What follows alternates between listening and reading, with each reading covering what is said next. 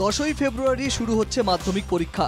বিভিন্ন জেলায় বহু পরীক্ষার্থী এখনো অ্যাডমিট কার্ড হাতে পায়নি। বাধ্য হয়ে তারা হাইকোর্টের দ্বারস্থ হয়। বৃহস্পতিবার মামলার শুনানিতে এই ঘটনার জন্য মধ্যশিক্ষা পর্ষদকে ভৎসনা করেন বিচারপতি বিশ্বজিৎ বসু।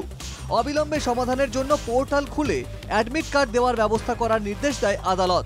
বিচারপতি বিশ্বজিৎ বসুর নির্দেশ, যারা এখনো অ্যাডমিট কার্ড পায়নি তাদের অবিলম্বে অ্যাডমিট কার্ড দিতে হবে। অ্যাডমিট কার্ড সংক্রান্ত সমস্যার জন্য মধ্যশিক্ষা পর্ষদকে পোর্টাল খুলতে হবে। সেই পোর্টালেই অ্যাডমিট না পাওয়া পড়ুয়াদের জন্য আবেদন করবে স্কুল। রবিবার পর্যন্ত স্কুলের প্রধান শিক্ষকরা পর্ষদে গিয়ে অ্যাডমিট সংগ্রহ করতে পারবেন।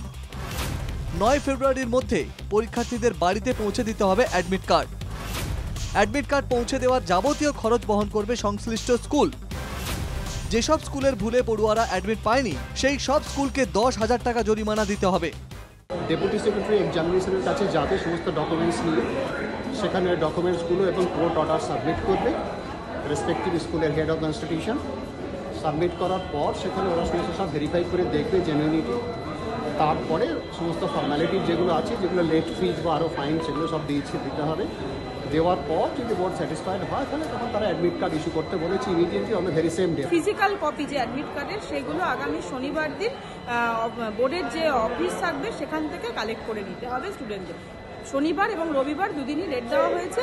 যে যার সুবিধা মতন সব অর্ডারগুলো যে নির্দেশগুলো দিয়েছে সেগুলো কমপ্লাই করে ফিজিক্যাল কপি অ্যাডমিট কার্ডের কালেক্ট করবে।